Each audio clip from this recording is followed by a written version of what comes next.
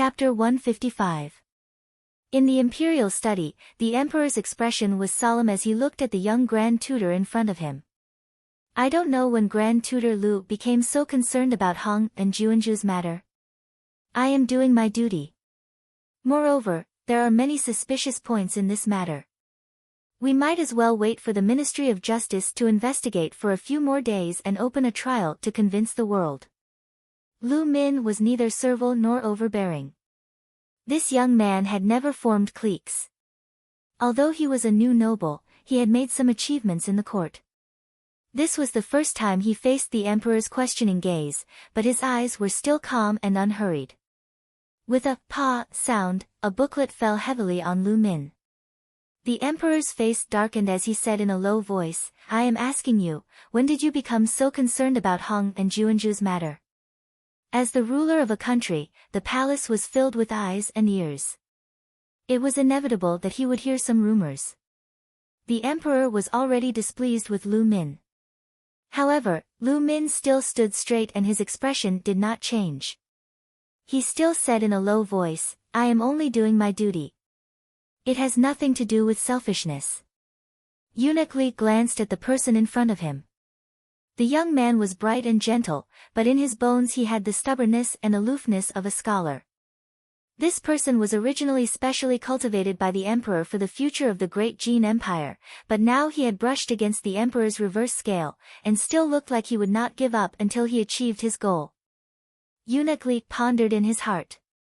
Old General Zhao had already come by in the afternoon, and Empress Dowager Ida had also spoken. Although Xiao hadn't said anything, given his temperament, he wouldn't just stand by and watch. Now even Lu Min, the Grand Tutor of the Jiang family, had spoken up. The daughter of the Jiang family, Hong and Juanju, was indeed not an ordinary person. However, Lu Min's words were adding fuel to the already unhappy emperor's fire. It was not a good countermeasure. The emperor stared coldly at Lu Min for a while and suddenly slammed the table. It has nothing to do with selfishness. Since all of you are pleading for Hong and, why not give me a few more days? Fine, I want to see what other evidence you can bring. Get out. The emperor was furious. Lu Min only bowed in a low voice and retreated. Eunuch Li comforted him in a soft voice, Your Majesty need not worry too much. What Grand Tutor Lu said is not without reason. I am afraid that there is something fishy about this matter. I am afraid that someone with ulterior motives will make a fuss about it. Do you take me for a fool? The emperor looked at the memorial on the table with some disappointment. We just don't understand, how could one or two of them have been poisoned by Jiang Yuan? Could it be that she's really a demoness? After Lu Min left the imperial study, he went out of the palace and went to the prison of the Ministry of Justice. The head of the prison was startled at first when he saw him. Then, he hurriedly stood up to welcome him. What brings you here, Grand Tutor? I'm here to see someone. Lu Min frowned slightly. Even though he had been in the bureaucracy for a few years, he was still not used to people who flattered him. Even so, he still took out a silver ingot from his sleeve and handed it to the jailer. The jailer was overwhelmed by the favor. He thought to himself that the Grand Tutor, who was rumored to be pure and untainted by dust and dirt, was nothing more than this. He still understood the art of bribing people in the bureaucracy. Why did he need to put on an aloof and virtuous appearance for others to see? Although he was thinking this way, he still put on a very respectful appearance and said, Of course, of course. If Lord Grand Tutor has anything to say, just tell this lowly one. As long as it is convenient, this lowly one will do his best to help. Finished speaking, he asked, Which one does Lord Grand Tutor wish to see? Hong and Juanju. Lu Min replied. Jiang Yuan was locked in the innermost cell of the prison, where criminals sentenced to death were kept. Although the sentence had not been decided, almost everyone believed that she would not be able to escape this time. After killing a Juanju, how could she escape unscathed? But because of Xiao or Zhao Guang's connections, at least her time in the prison was quite smooth. The prison guards did not make things too difficult for her. When Lu Min walked to the innermost cell, he saw Jiang Ruan sitting on the ground with her back against the wall. He did not know what she was thinking about. She seemed to have come from a good family, but she did not look distressed or panicked. He breathed a sigh of relief in his heart, but then he laughed at himself. If he had known earlier that she was not an ordinary woman, the scene of an ordinary woman crying and making a scene in the prison would not have happened to her. Junju. He opened his mouth to call out. Jiang Ruan returned to her senses and raised her head to see him. A trace of astonishment flashed in her eyes, but she immediately smiled and said, "Grand Tutor Lu." Lu Min squatted down in front of the cell and looked at her through the bars. He looked around the cell. Although the conditions were simple, they were not harsh. It was completely different from the scenes he had seen in the other cells along the way. Jiang Ruan's clothes were clean and tidy. Presumably, she had not suffered much. Someone must have taken care of these things for her. "Grand Tutor Lu, what brings you here?" Jiang Ruan saw that he was focused on looking inside without saying anything, so she asked. Lu Min glanced at her. "I came to see you." After a pause, he asked, "Are you well?" The young man's eyes were full of affection. Even though he tried his best to conceal it, he still inadvertently revealed some of it. Jiang Ruan herself was good at observing people's words and body language. She frowned slightly, but immediately smiled. "I am very well. I have troubled Grand Tutor to worry about me." She was always so polite, but she also kept a distance that pushed people 1,000 miles away. Lu Min's heart was slightly bitter. Thinking of today's matter, he sternly said, "I believe you. You did not kill Princess He. Lu Min felt that although Jiang Ruan appeared to be a cold person, she was actually very kind. Otherwise, when she had seen Princess He bully the 13th prince, she would not have lent a helping hand. "Naturally, I did not kill her." Jiang Ruan looked at him. "I did not need to kill her." Hearing Jiang Ruan's words, Lu Min's expression brightened a bit. He said, "Don't worry, I will definitely think of a way to rescue you." Jiang Ruan was slightly astonished. Although she had helped Lu Min in the past so that he would one day pave the way for her in the future, Grand Tutor's current behavior and actions were contrary to her original intention. Such sincere feelings were undoubtedly a kind of pressure to her. "Many thanks to Grand Tutor Lu." Jiang Ruan muttered to herself, "However, I have my own plans for this matter. One day, the truth will come to light. Grand Tutor Lu need not worry too much." Disappointment flashed across Lu Min's eyes. "You do not regard me as a friend." Not waiting for Jiang Ruan to speak, he continued, "In the past, you helped me. Now, it is time for me to repay you. I will naturally help you once. You do not need to say more. As the ancients say, a drop of water is repaid with a gushing spring. In the past, you gave me such a great kindness. My fate was rewritten because of you. If I do not repay you, then what kind of person would I, Lu Min, be?" After being silent for a long time, Jiang Ruan shook her head and said, "Grand Tutor Lu is an extremely sincere person. I am willing to sincerely befriend you. However, at this time, I do have an idea. It would not be good for Grand Tutor to rashly help me. In the future, when I have trouble, I will ask Grand Tutor Lu to help me. At that time, Grand Tutor Lu will not refuse. It is impossible for me to refuse." Lu Min hurriedly said. Under the weak light, Jiang Ruan's eyes were like water. Her facial features were even more beautiful and flawless. His heart was moved. The words that he had wanted to say all along slipped out of his mouth. Are you willing to receive my protection?" Jiang Ruan looked at him in astonishment. Lu Min's handsome face seemed to be slightly flushed. After all, this was the first time he had said such words to a girl. His gaze did not have the original trace of aloofness. Instead, it was filled with clumsy shyness. I have admired Junju for a long time. Now that Junju is struggling in the court, it can be seen that there are many people in the court who want to harm Junju. If Junju continues like this, it will be difficult to guard against her. If Junju can marry into another family at this time, she will have a layer of protection. Lu Min is untalented.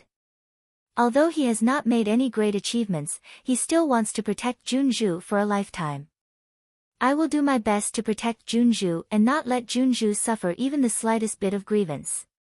Jiang Ruan looked at him. She had not seen Lu Min's ending in her previous life. Presumably, with Lu Min's talent, if he could not be used by Xianli, it would be difficult for him to escape death. It was just that in her previous life, she had seen him rise from the bottom to the top with her own eyes. A freak combination of factors had given this upright and plain-spoken young man a chance to prosper. Every step he took was like a lotus flower. Finally, he did not disappoint his lifelong ambition. However, in her previous life, the two of them had no interaction at all. In this life, they had met by a freak combination of factors. She had only wanted to make use of him, but she had inadvertently obtained his true heart. Jiang Wan was about to open her mouth when she heard a familiar and cold voice coming from the front. It seemed to be slightly displeased. She does not need your protection, because she is mine. A familiar figure walked out from the darkness. The corner of his pure black robe fluttered, and in the darkness, there was a golden splendor. Xiao Xiao walked to the front of the prison door and glanced indifferently at Lu Min, then looked at Jiang Wan. He passed the basket in his hands through the small window. The Wang Fu's chef made some snacks and some clothes. It's cold at night, so don't catch a cold. He seemed to be somewhat unhappy, and his tone was stiff. However, this kind of action and the things in his hands, each and every one of them conveyed that the relationship between him and Jiang Wan was not shallow. Lu Min had already been shocked by Xiao Xiao's words, "She is mine." At this moment, when he saw his actions, his expression immediately changed. Behind him, Jin San silently rolled his eyes. His master's jealousy was really too strong. When Jin Si turned around and said that Grand Tutor Lu had gone to the Imperial Study and then to the Ministry of Justice's prison, Xiao Xiao had rushed over without stopping. This kind of action was simply driving people to death. If she was Grand Tutor Lu, she would have already knocked Xiao Xiao over with a single punch. Of course, she could not beat Xiao Xiao, and Lu Min, a weak scholar who did not even have the strength to truss a chicken, was even more impossible. Grand Tutor Lu, who was a gentleman, really stood up and looked at Xiao Xiao with a frown. "Xiao Wangye, please take some responsibility for your words." His expression was rather indignant. What does this have to do with Hong and Juanju's reputation? Wan. Xiao Xiao did not even look at Lu Min and only looked at Jiang Wan, who was in the prison. In a gentle tone that he had never used before, he said, "The public trial will be held in 3 days, don't worry." This call of Wan caused Jiang Wan to be somewhat dazed and unable to turn around. She was stunned for a moment before she regained her senses. However, she did not know that in Lu Min's eyes, her dazed action was tacit agreement. Thinking that Xiao Xiao and her had already addressed each other so intimately, Lu Min's face immediately turned pale. When Jiang Wan saw his complexion, her heart was moved and she immediately smiled at Xiao Xiao. "All right, with you here, I am naturally not afraid." Jin San looked at Grand Tutor Lu sympathetically. It was obvious that Grand Tutor Lu was very angry and hurt by these two people's brazen display of affection. If Xiao Xiao's words just now had already given Lu Min a fatal blow, then Jiang Ruan's flower-like smile at this moment had ruthlessly added another stab. Lu Min moved his lips and with great difficulty squeezed out a few words. "If that's the case, Junju, Lu Min will take his leave first." After saying this, he hurriedly left without even turning his head back.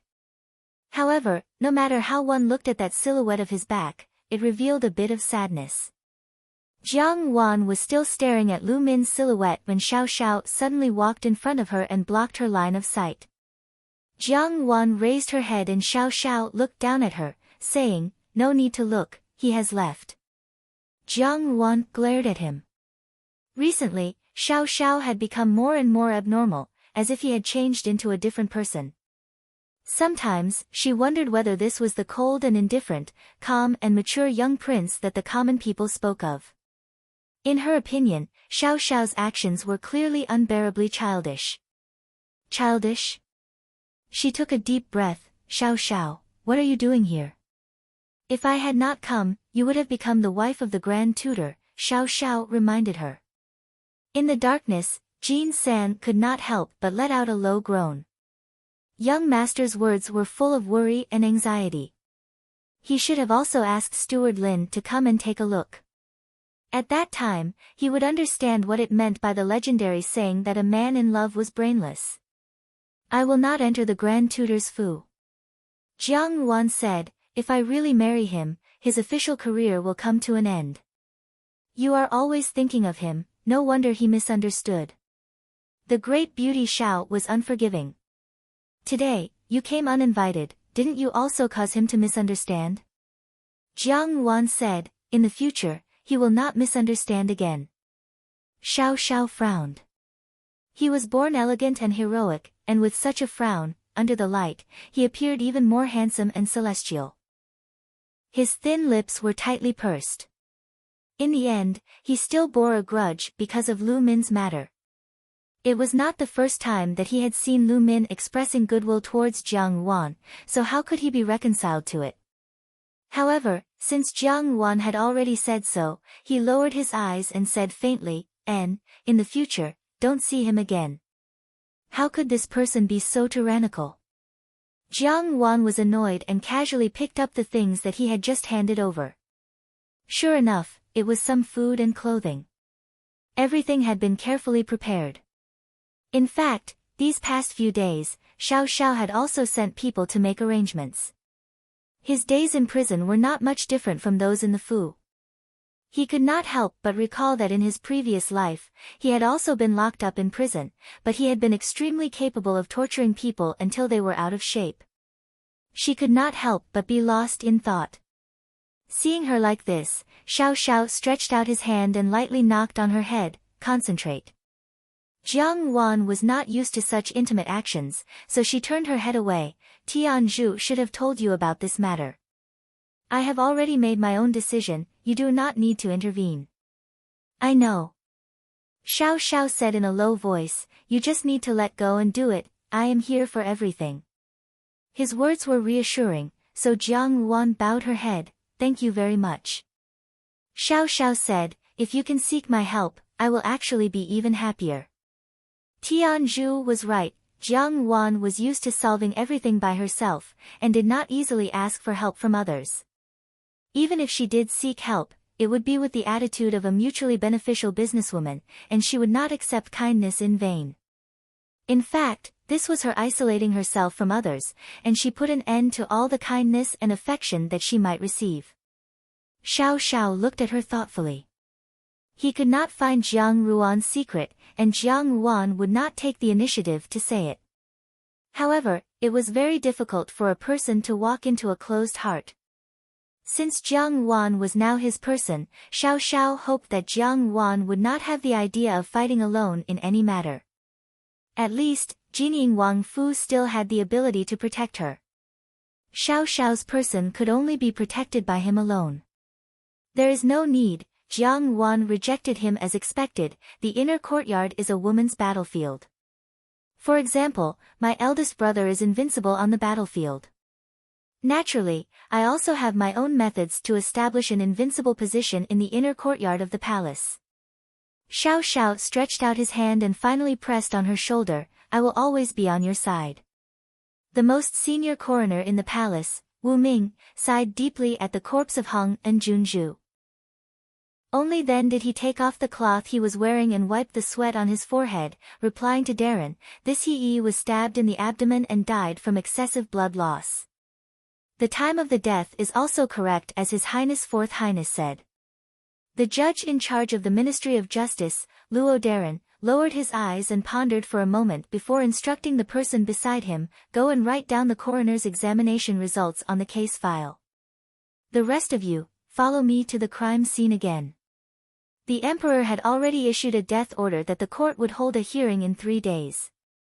Unfortunately, this time, it was not an ordinary case. The case of Hong and Junju seemed to be just a murder case seen by the imperial family, but in reality, it involved many forces. If the verdict was not careful, it would cause the power imbalance in the court, and it would be an endless disaster for him. Moreover, in the case of Hong and Junju, on one side was the emperor, Consort Shu, and the fourth prince.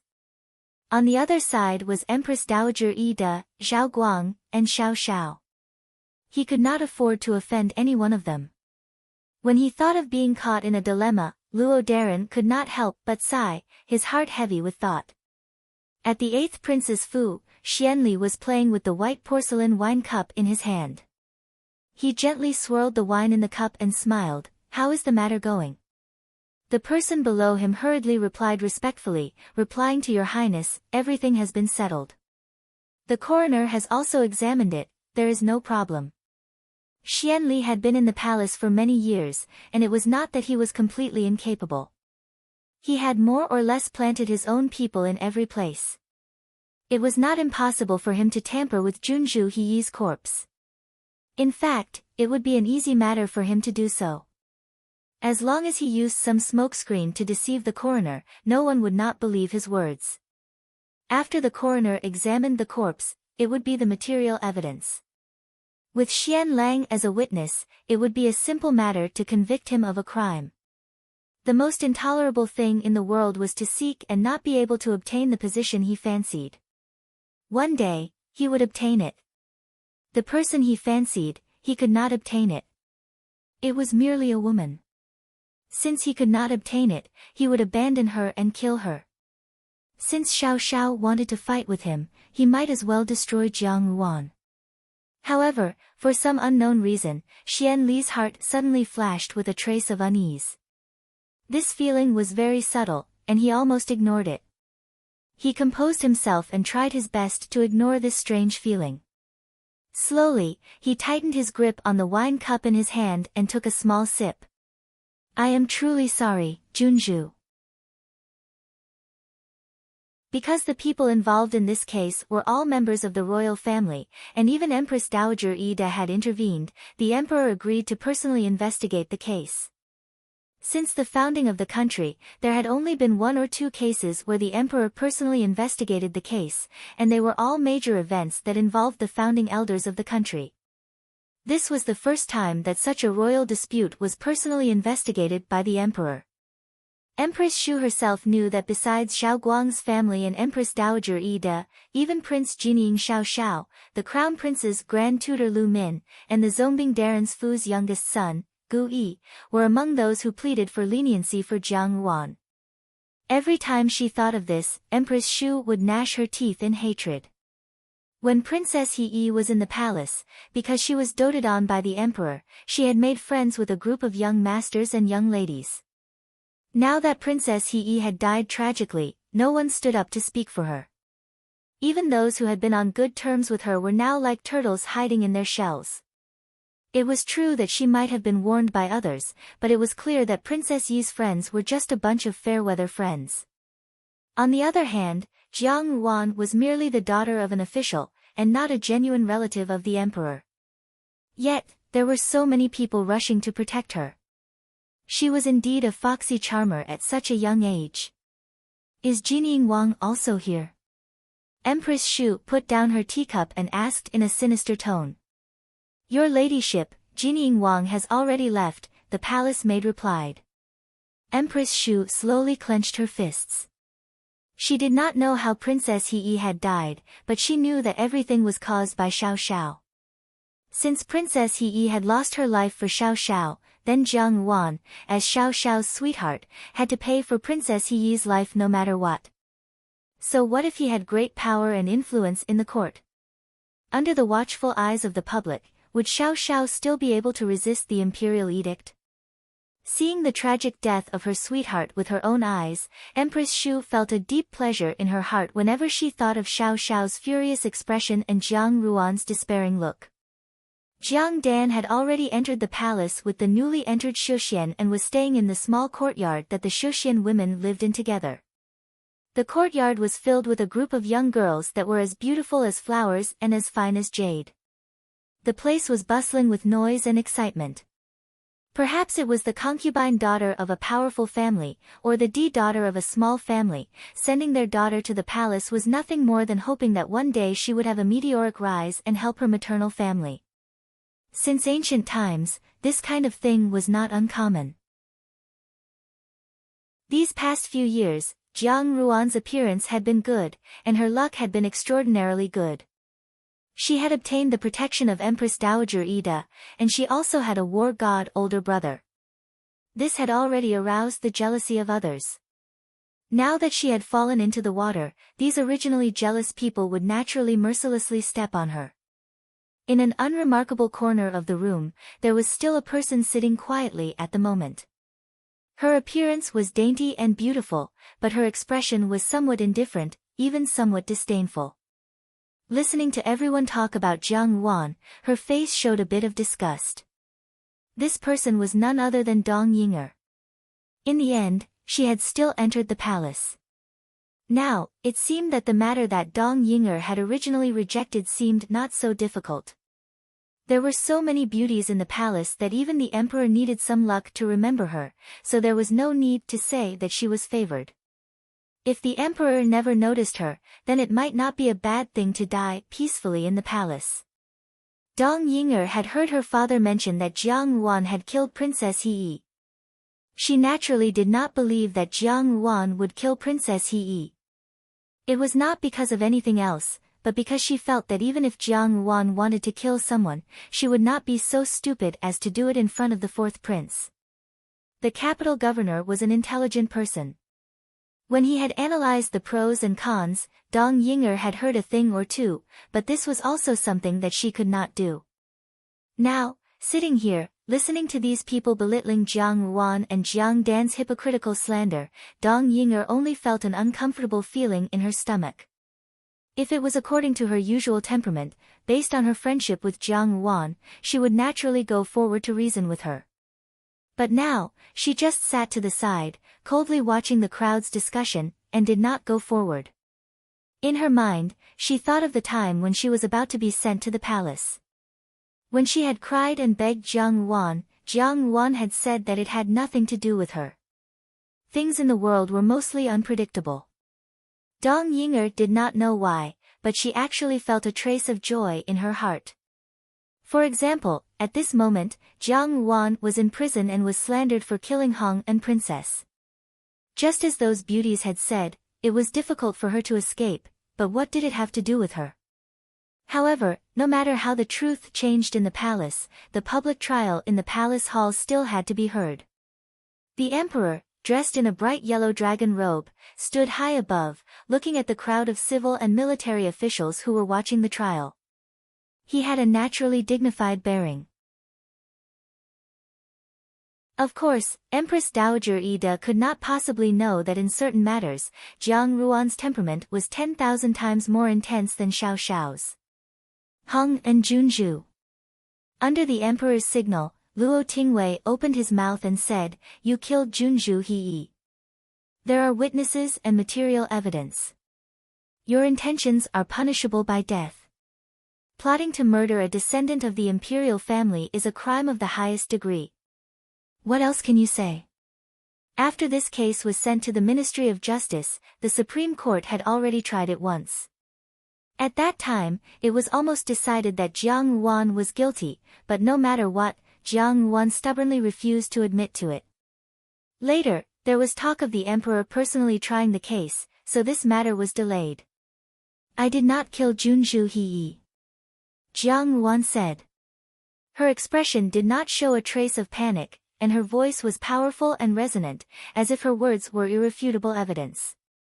People always believed in what they saw in front of them.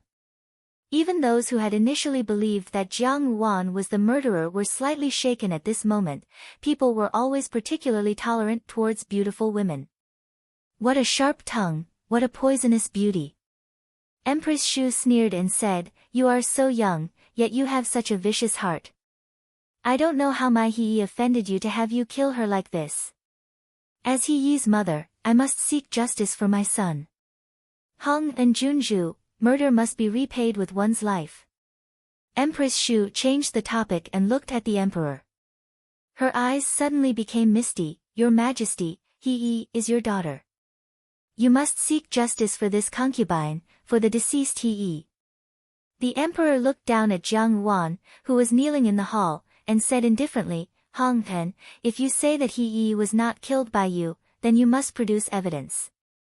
If you cannot produce evidence, we can only accept that you have nothing to say.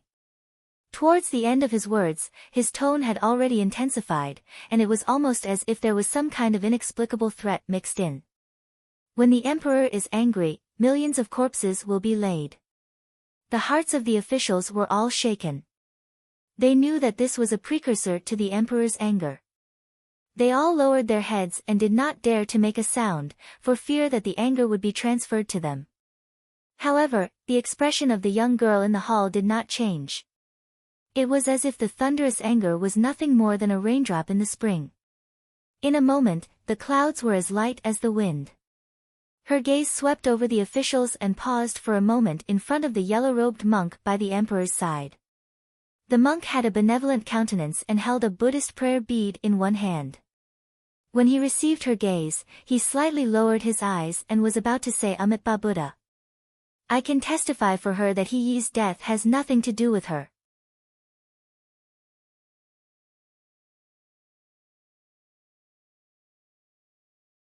Moreover, no matter what, Xian Pei's words had first aroused the emperor's suspicions. What kind of person was Xian Pei? Right now, he was only a child of 8 or 9 years old. No matter how calm he appeared, his age could not be refuted. People would think that a child did not need to lie, but he was different. Without waiting for Xian Lang to open his mouth to exonerate himself, Empress Shu impatiently said, Do you know what you are saying? His Fourth Highness also saw it with his own eyes. By saying this, aren't you wrongly accusing His Fourth Highness? Empress Shu's heart was already filled with hatred towards Xian Pei. He was merely the son of a lowly palace maid, yet he had actually colluded with Jiang Ruan to exonerate him. Since this was the case, she would drag this 13th prince into the water and make him pay for his actions. Empress Dowager Ida looked at Xian Pei in confusion. When she had first seen Xian Pei, she had also been astonished, thinking that it was Xiao Xiao's arrangement. In her heart, she had wondered when Xiao Xiao and Xian Pei had become related. Later, when she saw that Xian Pei's words were clear, unlike the rumors in the palace, her heart was slightly comforted. She naturally trusted Xiao Xiao's character. Since Xian Pei had been chosen by Xiao Xiao, he naturally would not be bad. And among these princes, it was really rare to find someone who had some talent and no ambition. Immediately, Empress Dowager Ida glanced at Empress Shu and said, The matter has not been clarified. Empress Shu, Ijia thinks that you have overstepped your bounds. Empress Shu did not dare to offend Empress Dowager Ida, so she unwillingly kept her mouth shut. In her heart, however, she was calculating how to drag Xian Pei into the water. The emperor glanced at Xian Pei.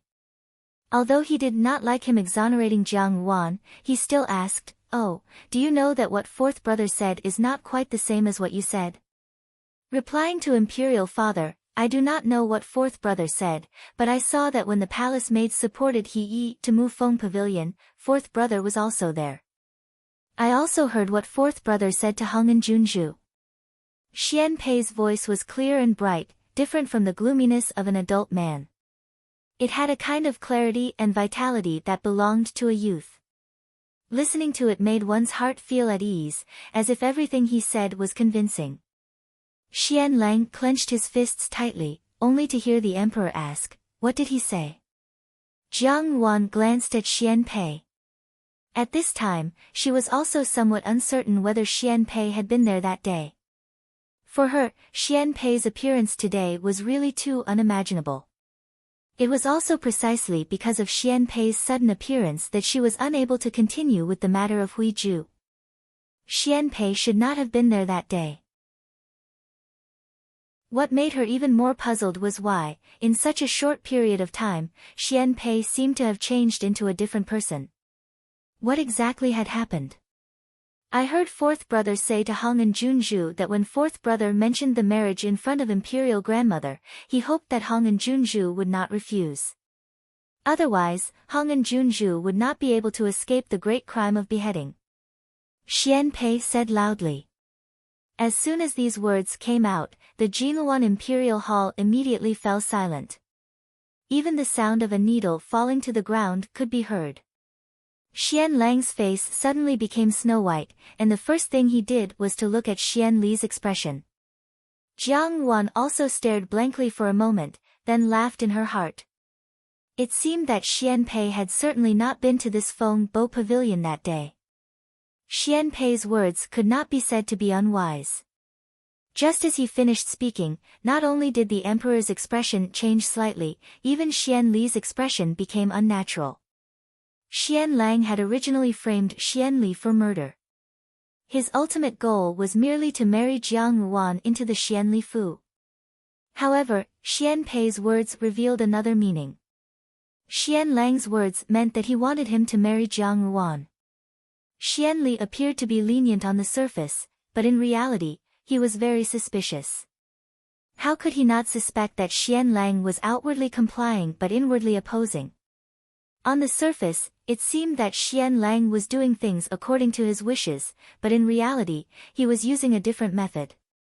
Although Xian Lang was incompetent, there was still Imperial Consort Xian above him. Now that Imperial Consort Chen had lost her power, Xian Lang might still have a chance to climb up. If Jiang Wan married Xian Lang, the benefits that she could bring to Xian Li would also bring to Xian Lang. If Xian Lang really did have other intentions, it was not impossible. Xian Li's eyes flashed slightly, but he was not as calm as before. Xian Lang had been planning with him for many years, so he naturally knew what Xian Li was thinking. For a moment, he was very angry at Xian Pei's stratagem of sowing discord, but under the watchful eyes of the crowd, he was unable to explain it to Xian Li. Anxious, he also strode into the hall and knelt down in front of the emperor. Imperial Father, please understand, this son has been wrongly accused. Xian Lang's voice was incomparably sorrowful. He was a person who was used to putting on a show, but his face really did show some confusion and helplessness. He looked at Xian Pei with a gaze full of grief and indignation, and said indignantly, 13th younger brother, you and I are both brothers. Who incited you to frame me? You are still young, so you must not fall into other people's trap. The meaning of his words was to point the spearhead at Jiang Wan, and he had successfully used the emperor's suspicions towards Jiang Wan.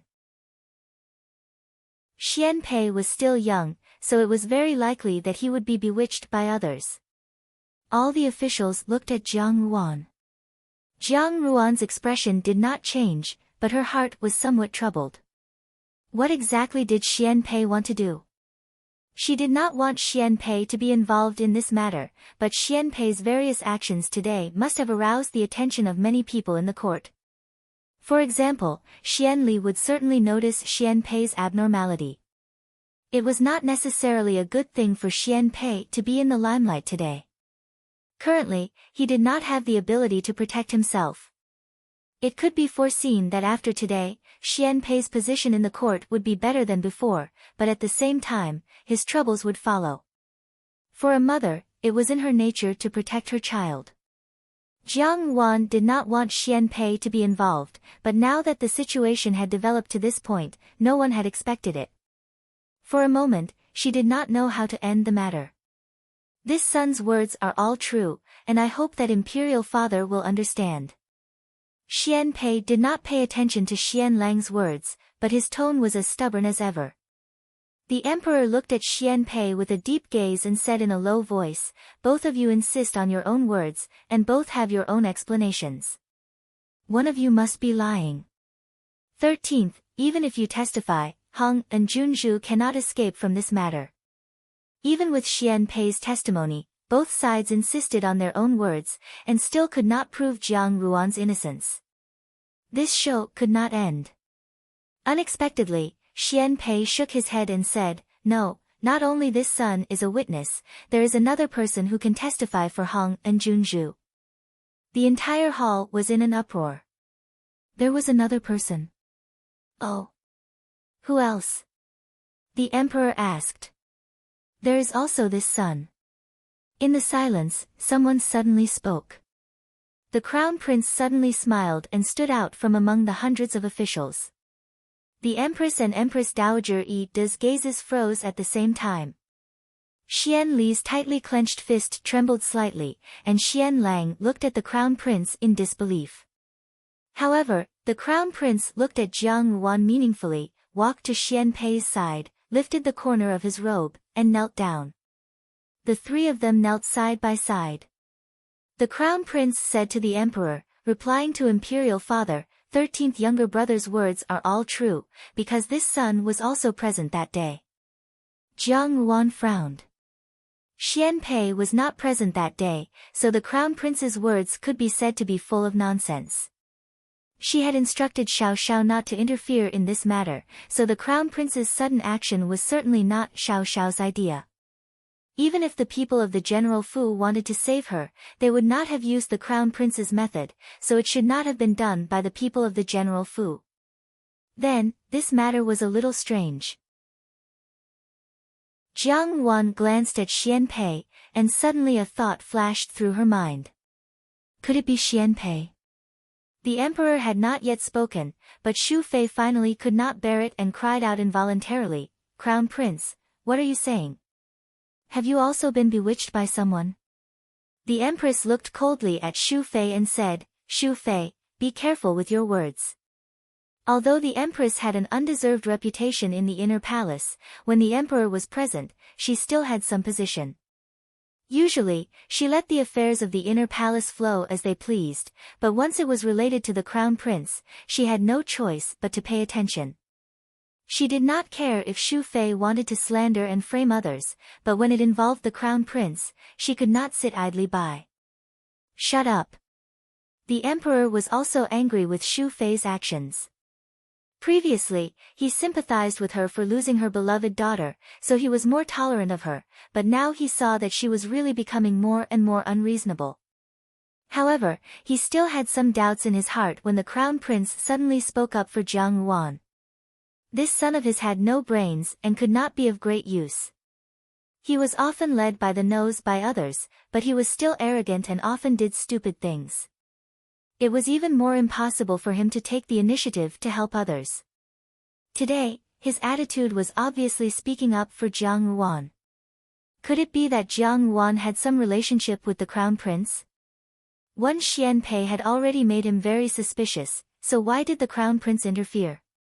The imperial palace had never heard of any dealings between the crown prince and Jiang Yuan, so the emperor could not help but cast his gaze towards Xiao Xiao. Xiao Xiao himself had already mentioned that he wanted to marry Jiang Yuan, but when Jiang Yuan was sent to the Ministry of Justice's prison, he did not make any move. At that time, he had already felt that it was strange. Could it be that he had kept this hidden?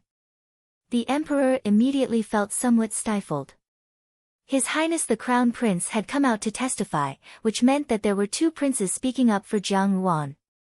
Suddenly, the situation changed again. Xian Lang was somewhat anxious. This matter should have been foolproof, but today, halfway through, the Crown Prince and Xian Pei had appeared. Most importantly, ever since Xian Pei had said those words, the way Xian Li looked at him had changed, and he had no intention of speaking up for him. Once the seed of doubt was planted, it would break through the soil and germinate on its own. In the end, it would grow into an invincible tumor, and Xian Li, who was naturally suspicious, was even more so. He faced the emperor and kowtowed several times, Imperial Father, everything this son has said is true. This son does not dare to deceive Imperial Father. Imperial Father is wise. The Crown Prince carelessly looked at Xian Lang and said, Fourth younger brother, what are you saying? Could it be that Ben Gong and 13th younger brother have colluded to frame you? The hundreds of officials in the court looked at them, puzzled. The Crown Prince and Xian Lang had always been on good terms, but now, they had turned into enemies. However, Xian Lang was well aware that ever since Jiang Yuan had said something to the Crown Prince, the Crown Prince had deliberately distanced himself from him, and even belittled her to cause trouble for him. Xian Lang knew that this matter was definitely related to Jiang Yuan, and because of this, Xian Lang had always been somewhat afraid of Jiang Yuan. At this moment, the Crown Prince was mercilessly suppressing him, and Consort Xian was not present today. Xian Li did not say anything, so he could only grit his teeth and bear it himself. The Crown Prince said to the Emperor, that day, this son met 13th younger brother by chance on the road. On a spur of the moment, I went to Mufeng Pavilion. I did not expect to see the scene that 13th younger brother had just described.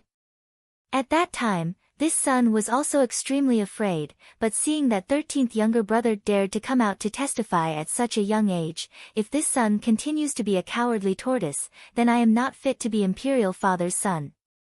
Thus, I came out to testify for Hong and Junju. He spoke without thinking, with the appearance of a sloppy debauchee.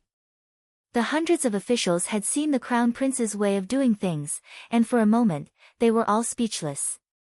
The Emperor suppressed his anger and was about to speak when he heard the Crown Prince speak again. However, there are many points of doubt in this case, so this son has brought someone to help. With this person's help, it will not be difficult to solve this case satisfactorily. Who? The Emperor asked in a low voice.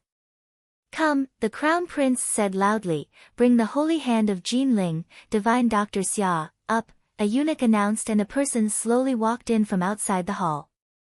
He was dressed in a refreshing blue robe and looked to be in his early 20s.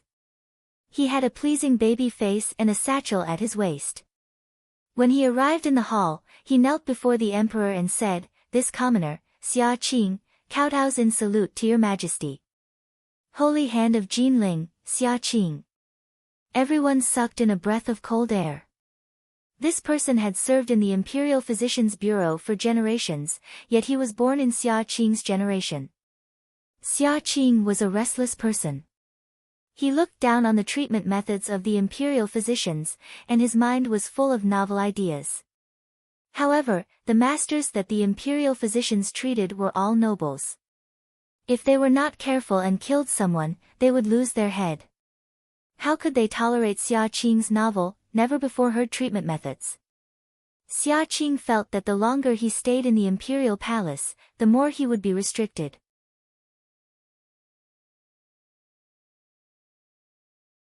Chapter 158. What did you discover? The Emperor's expression was unfathomable. The Crown Prince smiled again and looked at Xia Qing, divine Dr. Xia, tell Imperial Father about your discovery. Xia Qing hurriedly bowed respectfully and said, reporting to your majesty, this commoner observed Princess Yi's corpse and saw that her expression was slightly ill. The livor mortis was also somewhat strange, and the color was even more peculiar. A medical practitioner must be rigorous and careful, and must not make a single mistake. Although Princess Yi is of noble birth and this commoner has already overstepped his bounds by peeping into the corpse, he must not overlook anything. A medical practitioner is especially taboo to overlook a leopard through a tube, so this commoner boldly took a closer look. Once I looked, I discovered that Princess Yi's lips were black and blue, and there were tiny red spots on her body. Her limbs were not stiff, and her hair was also clotted. This person was a medical fanatic, and his long-winded ramblings left everyone in the hall scratching their heads in confusion. However, Xia Qing herself was completely unaware of it, and when she talked about the symptoms, she still spoke with great interest and seriousness. Even the Emperor's face showed some impatience. Finally, when Xia Qing finished talking about the suspicious points on Princess Yi's body, he said, from this commoner's observation, I know that Princess Yi consumed a type of xianji powder. This powder is colorless and odorless, and when fed to the mouth, as long as it is supplemented with perfume, the corpse will remain in a state where it was not long after death. This commoner smelled the perfume on Princess Yi's body, and concluded that Princess Yi was poisoned with xianji powder. Nonsense. Empress Shu couldn't help but say, what xianji powder? He was clearly killed by Jiang Yuan. Your ladyship, please do not be impatient. Xia Qing was still unhurried, and spoke seriously with assurance. This commoner knew that there was something fishy about it, so I used the method that master taught me to remove the xianji powder in Princess Yi's body. After Princess Yi removed the drug that interfered with the coroner's vision, the corpse would no longer lie, and the time of death would appear. This commoner saw that Princess Yi's wound was blue, and looking at the time, it was at least 1 day earlier than the coroner's judgment. As soon as these words came out, there was an uproar in the throne room. Xia Qing's words implied that Princess Yi had already died long before Jiang Ruan had gone to Mufeng Pavilion. In this way, Jiang Ruan's crime of murder was not established. On the contrary, what Xian Pei and the Crown Prince had just said seemed to be true. Furthermore, Xian Pei said that it was Xian Lang and Princess Yi's palace maid who brought Princess Yi to the Cleansing Wind Pavilion. Why would Xian Lang be with Princess Yi's corpse? Wasn't it very likely that Princess Yi was killed by him? This was just a case of a thief crying thief. Xian Lang's expression changed greatly. However, the appearance of the Crown Prince and Xian Pei today was truly too sudden. It had already caused his mind to become slightly muddle-headed. Coupled with the sudden appearance of Xia Qing, it completely messed up his plans. Xian Lang was a brainless person. He only relied on the fact that Xian Li was in the palace to do things. Who would have thought that Xian Li would also be estranged from him? Today, Xian Li must be planning to watch with folded arms. Xian Lang's mind was in a mess and he could not think of any other way. He could only futilely say, "No, you are lying. I saw Princess Yi die in her hands with my own eyes." At that time, Princess Yi was still fine. Empress Shu was also somewhat suspicious of Xia Qing's words. She was not a divine doctor and naturally could not see anything wrong with Princess Yi's corpse.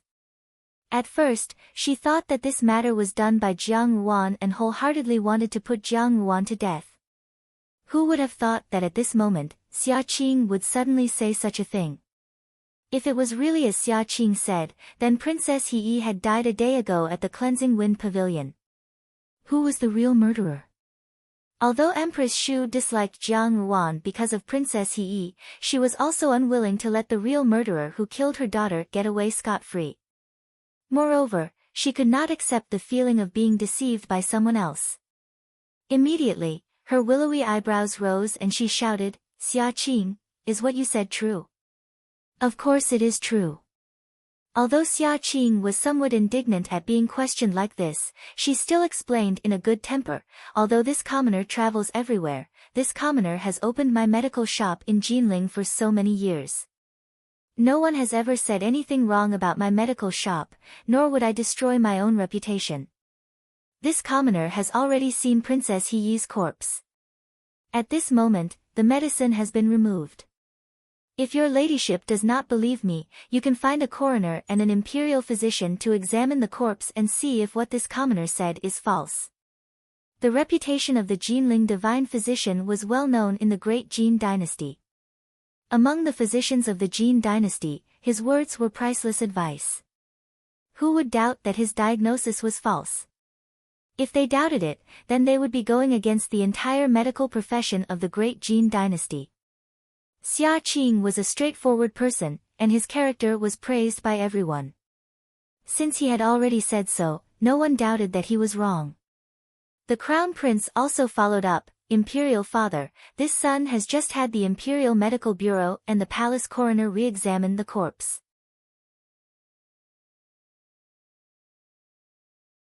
Although Consort Shu was arrogant and willful in the palace, she was well aware of the pros and cons.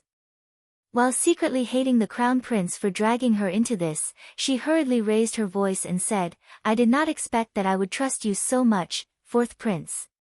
Yet, you have harmed Yi like this.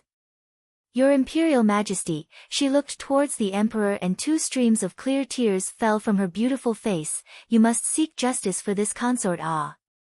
This meant that she had come to suppress Xian Lang. Only in this way could she stop the mouths of the public and show that she and Xian Lang had not conspired at all. At this point, Xian Lang had been deserted by his own people.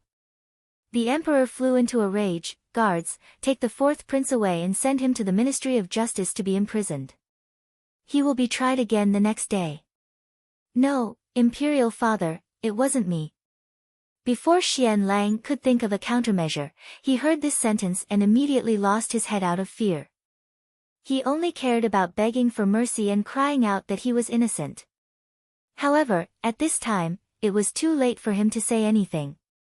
The crown prince, Xian Pei, Xia Qing, and now official Gu had all practically confirmed that he had lied. And Xian Pei's words of discord had finally caused Xian Li to shut his mouth at this time.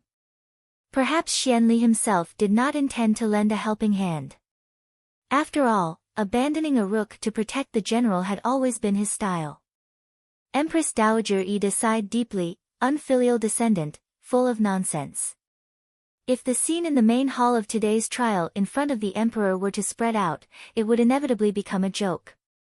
This was a scandal related to the imperial family. Xian Lang had done such a thing, and it was smearing the imperial family's name. The emperor's face was almost about to be trampled under his feet. Empress Shu slumped weakly in her chair. She had originally thought that everything that had happened today had been Jiang Ruan's doing. Now that it had been proven that it had been Xian Lang's doing, she hated Xian Lang, but at the same time, she was deeply worried about her own future.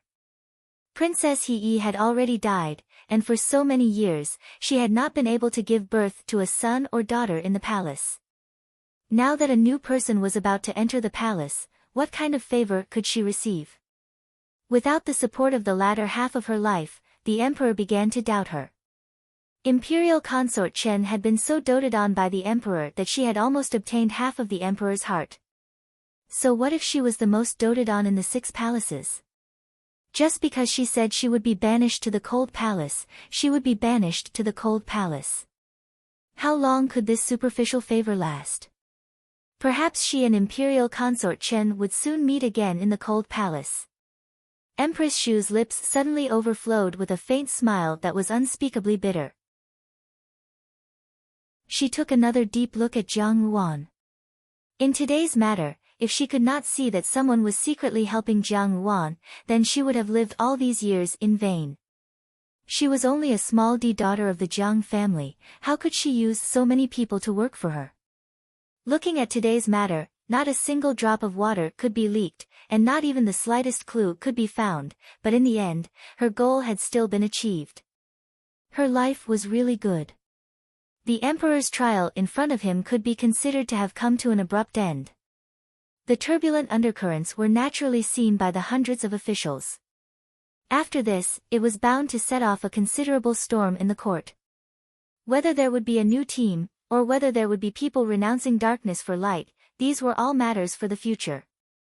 After Xian Lang was taken away, the emperor's face was already so gloomy that it could drip water. After announcing the dismissal of the court, he left with eunuch Li's support. Empress Dowager Ida thought about it, and only asked Gugu Yang to tell Jiang Ruan to return later, before following her back to the Palace of Compassionate and Peaceful. The hundreds of officials gradually retreated, and Xiao Xiao strode to Jiang Ruan. He looked at her and asked with a frown, "Are you all right?" "I'm fine." Jiang Ruan shook her head, but her gaze fell on Xian Pei, who was standing to one side and looking at her with a smile. After a pause, she walked over to Xian Pei and stood still in front of him. "What did you do?" Xian Pei smiled at her. This child was born beautiful, so this kind of innocent smile would only make people feel dazzled. Where was the calmness and steadiness from before? It made people feel that this was nothing more than an innocent child acting spoiled to his mother. Mother? Jiang Ruan was slightly stunned. She only felt that time flew by, and she had returned to the deep palace of her previous life, when mother and son were joking and playing. Xian Pei smiled and acted spoiled to her, his smile bright and beautiful. Junzhu once helped me out of a difficult situation. The grace of a drop of water should be repaid with a gushing spring. This prince is only doing what is meager, and I hope that I can be of help to Junzhu. Xian Pei said seriously, but the gaze he looked at her unconsciously carried a bit of a spoiled look. Xiao Xiao lowered his eyes and looked at Xian Pei thoughtfully. Suddenly, he frowned and pulled Jiang Ruan behind him to block Xian Pei's burning gaze. He said indifferently, "Meddlesome."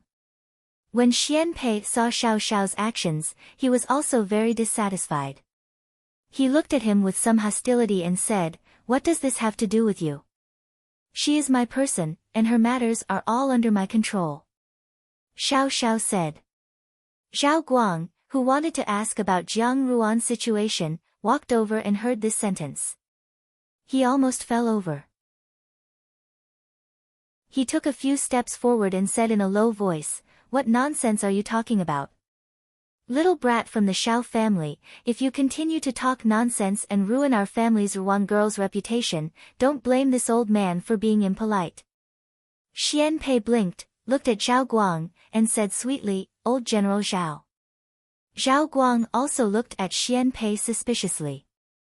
He could also see that Xian Pei was clearly deliberately helping Jiang Ruan out of trouble. Moreover, this 13th prince, who had almost never appeared in the rumors, was definitely not as simple as he appeared on the surface. After all, Zhao Guang had been in the court for so many years, and he had a good eye for people. He did not dare to underestimate Xian Pei. Today, he had saved Jiang Ruan, so it was inevitable that Xian Pei would have his own plans. Zhao Guang respectfully said, "Your 13th Highness." However, in his heart, he was suspicious. Why did this Xian Pei look at his family's Ruan girl like a fledgling? If he lacked maternal love, he should look for the Empress or the Empress Dowager. What was the point of looking for Jiang Ruan? Jiang Ruan was still a virgin. The Crown Prince also walked over. He glanced at Jiang Ruan, then looked at Xian Pei meaningfully before saying, "Congratulations, Junzhu, for safely escaping a calamity. Many thanks to your Highness, the Crown Prince, for speaking up for justice." Jiang Ruan smiled in response. The Crown Prince smiled, "You are welcome. If you want to thank someone, thank 13th younger brother. 13th younger brother and I are just taking what we need. He treats you very well." After saying this, he left without looking back.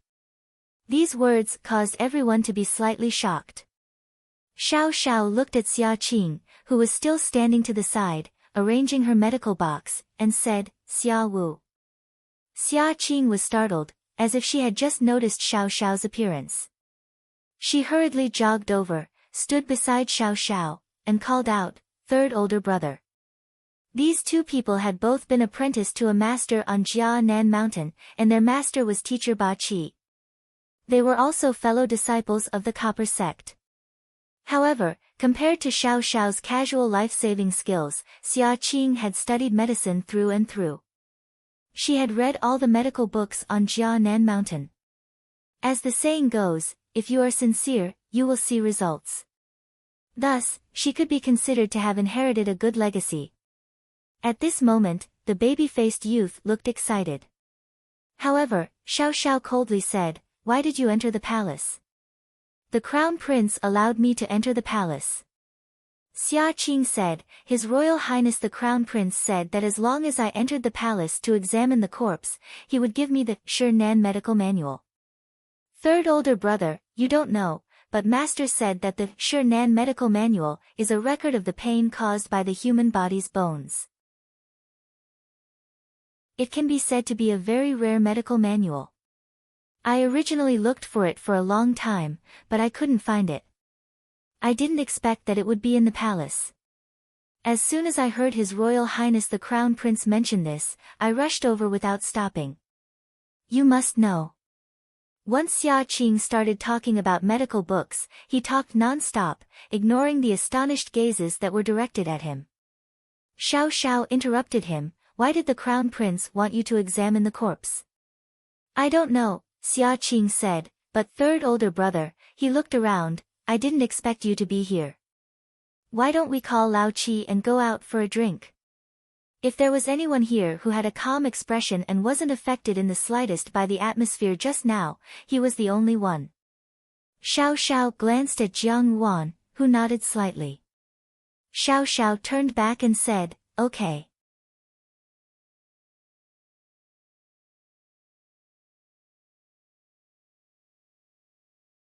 the Shirong, the southern frontier, Tianjin, and the traders in the court. If we can't catch them all in one fell swoop this time, there will be more trouble in the future. I have already written a letter to recall Qi Si. The two of you will stay in the capital. After I leave, there will probably be big movements in the court. Keeping Xianli alive is to fish, but if he really is deranged, just kill him. A trace of hostility flashed between Xiao Xiao's eyebrows. If anything happens, I will bear the responsibility. Xia Qing was stunned. What are you talking about? Why don't I understand? Xia Wu, you also stay in the capital. Today, you entered the palace, so it is inevitable that you will be targeted by Xianli. It is not safe to return to Jinling. At least in the capital, there will be people to protect you. I will assign you men and horses. With you here, you can also take care of Jiang Ruan for me. Ah. Xia Qing touched her nose. I am a divine physician, not a doctor in your fu. How can I specialize in treating one person? Besides, why would the 8th prince target me? I examine people's corpses. I am upright and aboveboard. Seeing that Xia Qing wanted to continue speaking, Mo Tsong said, shut up. If you want to die, go back to Jinling now. Third brother is doing this for your own good. If you die without knowing the reason, don't say that we don't care about the friendship between fellow disciples. Xia Qing was originally a pure and kind medical fanatic. After hearing Mo Tsong's words, she immediately shut up and said, I was just speaking thoughtlessly. I will listen to third brother. Just when Jiang Wan was almost unable to defend herself against the murder charge, there was suddenly a turning point. The appearance of the Crown Prince and the 13th Prince brought a turning point to the case, and the divine hands of Jinling found something fishy. Finally, the Emperor personally interrogated Jiang Wan and found many suspicious points. Jiang Wan was proven innocent, but the 4th Prince, Xian Lang, became the suspected murderer. A few days later, the Emperor brought people to personally interrogate Xian Lang again, but for some reason, Xian Lang voluntarily admitted to the crime. After the investigation by the Ministry of Justice, they indeed found evidence of the crime. With both witnesses and material evidence, how could Xian Lang deny it? Immediately, he was sent to the heavenly prison. Everyone was guessing how serious the crime Xian Lang would be sentenced to this time. After all, Princess He had been favored by the emperor. Empress Shu would not let her daughter die in vain. Naturally, she would spare no effort to put Xian Lang to death. But before the verdict was announced, Xian Lang committed suicide in prison. He had committed suicide by ingesting poison. The prison was heavily guarded, so it was impossible for anyone to silence him. But Xian Lang's sudden death really made people suspicious.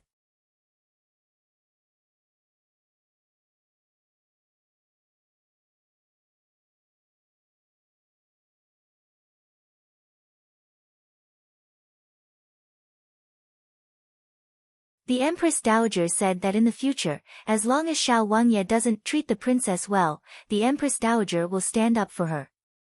The Empress Dowager dotes on Junju like her own granddaughter. If anyone dares to bully Junju, she will definitely teach them a lesson. These words once again caused Jiang Quan's face to turn green and purple. It was clear that these words were meant for him to hear, but the threat in these words really made one's heart feel stifled.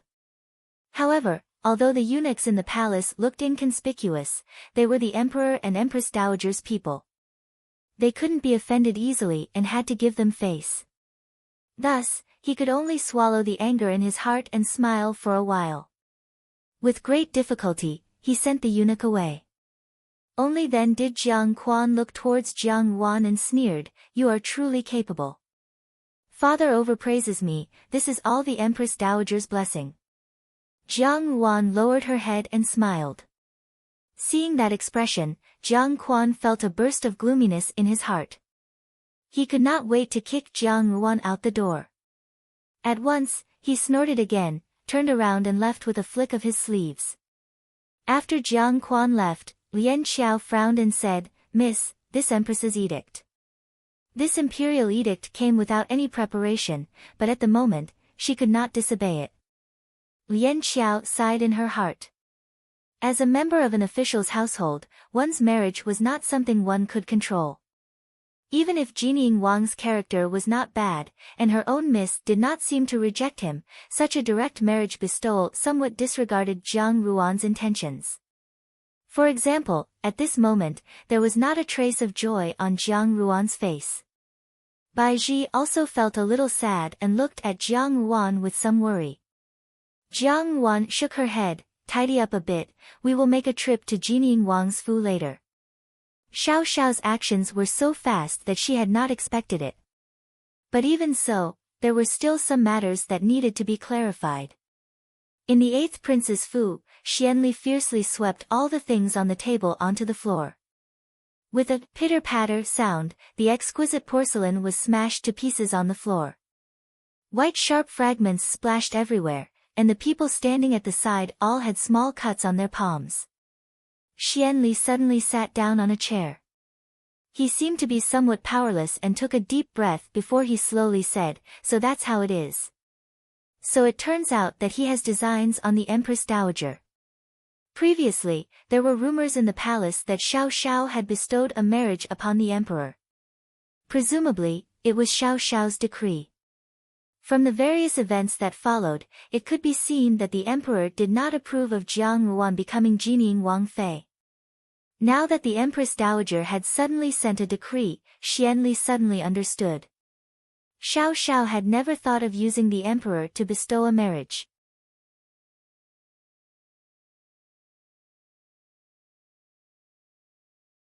Lu Min moved his lips, but did not know how to refute the Crown Prince's words. The Crown Prince's words were not wrong. Now that he was depressed, he was even less in the mood to argue with the Crown Prince. He wanted to say something, but in the end, he restrained himself and only said to the Crown Prince, "No matter what, a few days ago, Your Highness the Crown Prince stood up for Hong and Junju. This official thanks Your Highness the Crown Prince for lending a helping hand. Forget it, I did not do it just for you." The Crown Prince waved his hand.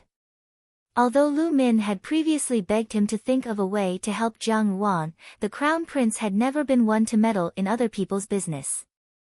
He was even happy to watch the excitement. If it were not for Xian Pei's appearance, he would not have gotten involved in this mess. Xian Pei had asked him that day if he wanted to take revenge on the 4th prince, Xian Lang, who had betrayed him. The Crown Prince was already very angry at Xian Lang's overt obedience but covert opposition. He had been worried that he would not be able to find an excellent opportunity to teach him a lesson.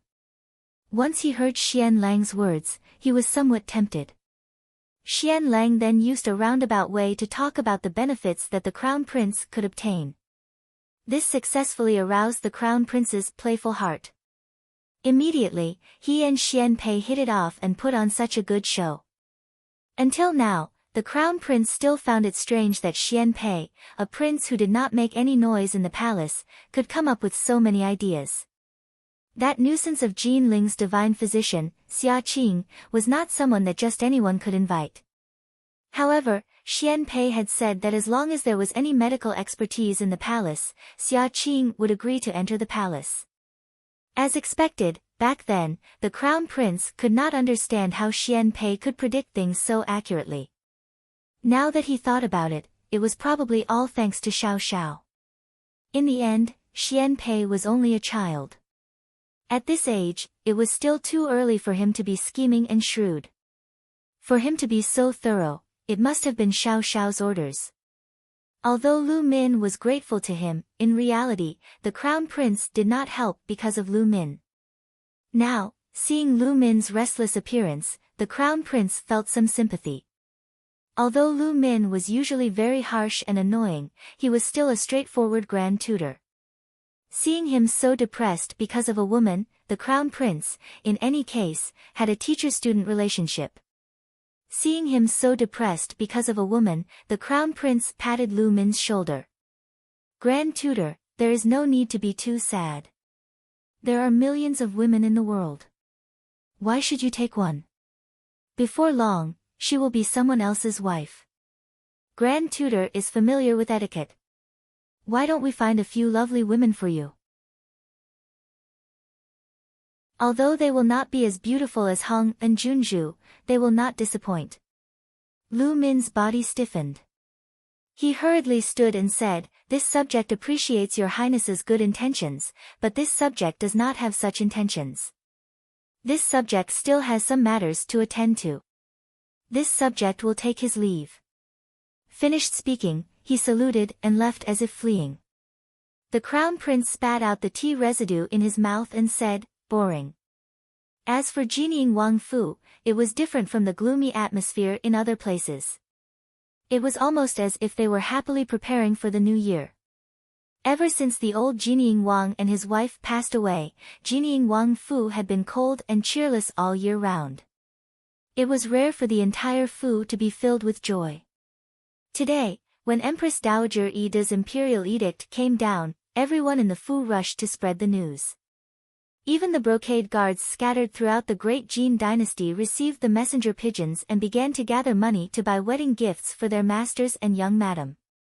Steward Lin happily wiped his western glasses with a cloth and put them on his face.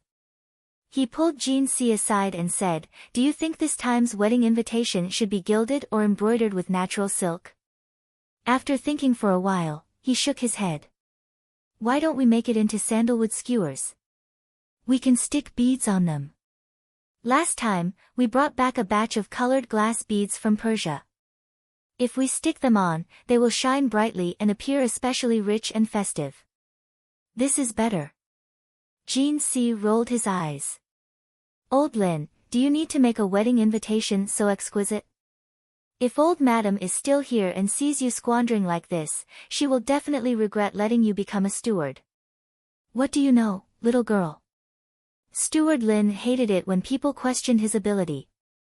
He immediately puffed out his chest and said proudly, "This wedding invitation, if it's not done well, it will be a disgrace to the Fu."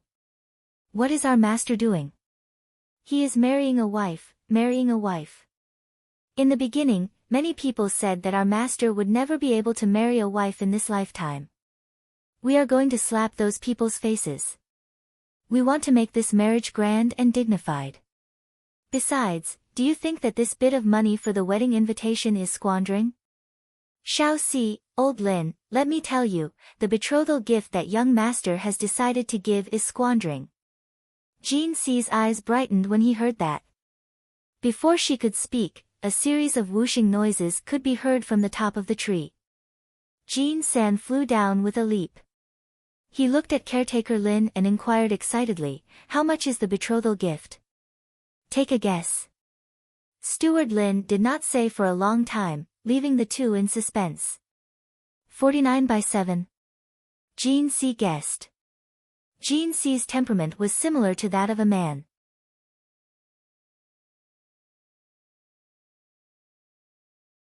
After thinking this through, she felt that her relationship with Xiao Xiao was not as awkward as before.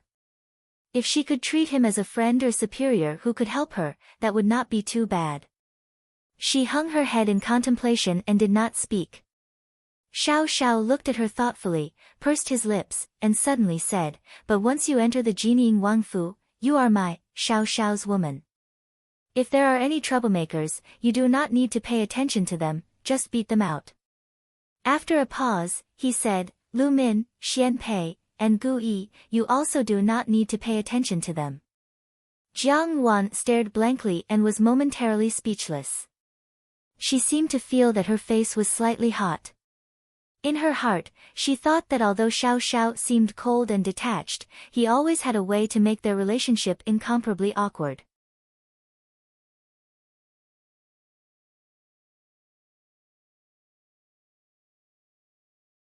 Of the three daughters of the Jiang family, Jiang Wan was bright and beautiful, Jiang Su Su was elegant to the bone, and although Jiang Dan's appearance was slightly inferior, she was fresh and clever. However, from Hung Ying's experience, she had always seen that although men said that they liked a woman like Jiang Su Su, who did not eat the food of the common people, in their hearts, they always liked brightly colored women.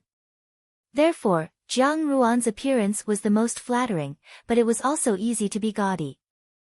The more Hong Ying looked at it, the more she felt that if Jiang Su and Jiang Ruan entered Jining Wang Fu, in the end, it would be Jiang Ruan who would be neglected, and Jiang Su who would be favored.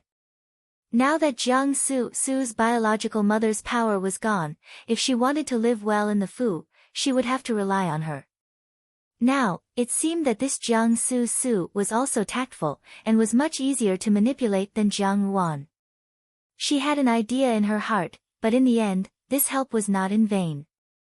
Hong Ying said awkwardly, "This second miss is infatuated, and this concubine has also come from a female family, so I understand second miss's thoughts. It's just that this matter looks simple, but it is not easy to sit down. If I mess it up, master will punish me." Second miss is the young miss of the Fu's wife, so naturally, there is nothing wrong with it. However, this concubine is only a yin-yang, and if I make master unhappy, he may sweep this concubine out of the door. Other things are fine, but this concubine is currently pregnant with a child. I do not want this child to be punished once it is born, and become a child without a status. These words were a little too much. How could the gates of Jining Wang Fu be entered so easily? Earlier, there had been a senior official in the court who had revealed that the emperor had the intention of marrying the daughter of the governor of Binhai, Yao family, to Xiao Xiao. What kind of person was that Miss Yao? She was probably able to match the strength of a country's princess. The emperor valued Xiao Xiao so much, so how could she, a mere daughter of a minister, enter the emperor's eyes? This time, if Jiang Wan had not been appointed by Empress Dowager Ida, it was assumed that she would not have had a chance. The implication in these words was almost naked, and Jiang Su was not a fool. She immediately said, "Yin-yang does not need to worry, I still hope that Yin-yang can help me with this matter. After this matter is completed, in order to repay Yin-yang's kindness, Su will personally intercede with father and grandparents, open the ancestral shrine, and ask father to promote Yin-yang to a wife of equal rank." Yin-yang? Jiang Su saw Hong Ying's infatuation, and a trace of disdain flashed in her eyes. Then, a light smile blossomed on her face, like a dewy white lotus flower in the early morning of the mountains. The flower buds trembled and trembled, making people's hearts itch.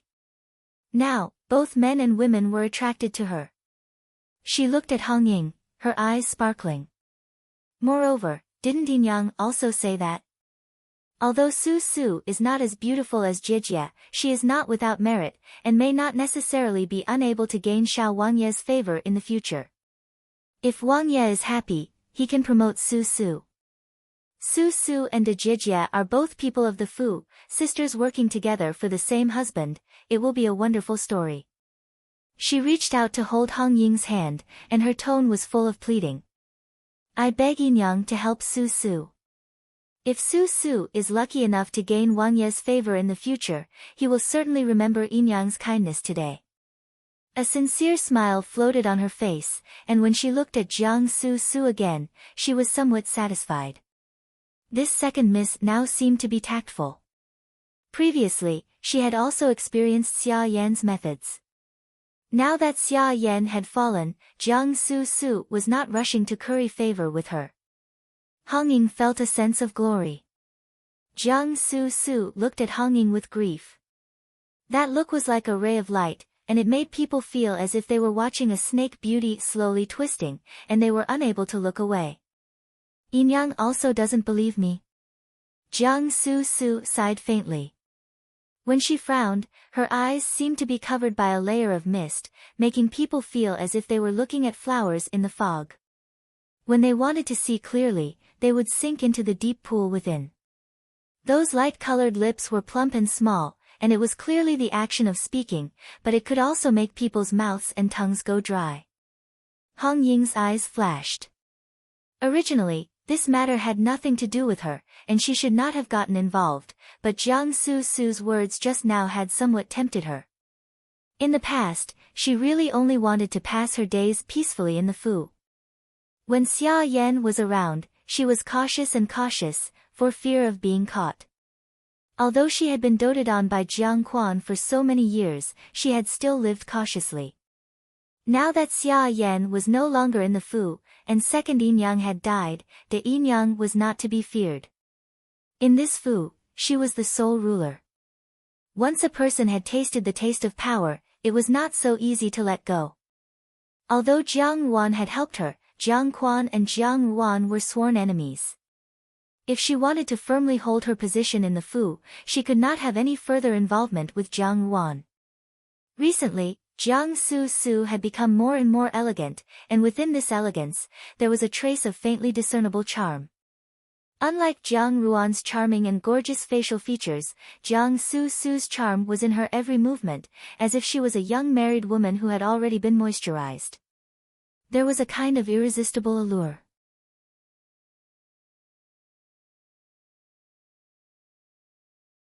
As early as 3 years ago, on the day of the Lantern Festival on Linglong Boat, after Xiao Wangye helped Su out of her predicament, I have been wholeheartedly devoted to him. Originally, I thought that since I could not become his wife, it would be good to look at him from afar. I did not expect that by a freak combination of factors, he would unexpectedly become my brother-in-law. Hong Ying's heart skipped a beat. It turned out that she was jealous of not being able to eat grapes and had poured out sour water. However, now that she was pouring out her grievances in front of her, she could not help but say a few words of consolation. She immediately smiled and said, "Second miss, you must not belittle yourself. Eldest miss is just lucky." To put it bluntly, how can second miss's talent and appearance be inferior to eldest miss's? If it were not for the arranged marriage, based on second miss's qualifications, it would not be impossible for her to enter Jinying Wang's Fu. Jiang Su sneered in her heart, but her tone became increasingly low. "Thank you, Yinyang, for your consolation. Su knows that her status is low, and she is far from eldest sister's graceful bearing and appearance. I have never dreamed of marrying into Jinying Wang's Fu as a Wangfei like eldest sister. It's just that." At this point, her voice slightly choked with sobs, and the rims of her eyes reddened. Looking at her expression, it did not seem like she was faking it. She said, "It's just that a long time ago, Su regarded Jinying Wang as her sweetheart. She only hoped to be able to look at him from afar. I did not expect that now, even this dream cannot be allowed to continue for Su." When this news reached the minister's Fu, Hong Ying was talking to Jiang Su. She always wanted to be the final winner. Yinyang must be joking, Jiang Su sighed and said with a gloomy expression, "Today, mother is seriously ill, father is busy with court affairs every day, and Yinyang is pregnant. It is not good for grandparents to interfere in Su's affairs. Who in this Fu still remembers Su?" She wiped away the tears that were about to fall from the corners of her eyes and said in a low voice, "Moreover, Su does not have eldest sister's good fortune, to have the Empress Dowager's arranged marriage, to be able to marry Jinying Wang, Xiao Wangye, who is like a celestial being. Moreover, Jiang Wan was a very scheming person, and she could not be controlled by her." By now, Hong Ying was already used to the days of bossing people around. How could she be willing to be inferior in front of Jiang Wan? More importantly, Jiang Wan knew her secret. This was like an unpredictable scourge that was always hidden in Hong Ying's heart, and every night, she was unable to sleep peacefully. If she could send Jiang Su into Jinying Wang's Fu and build a good relationship with Jiang Su, perhaps she could restrain Jiang Wan a little. At least, Jiang Wan would not dare to act blindly without thinking.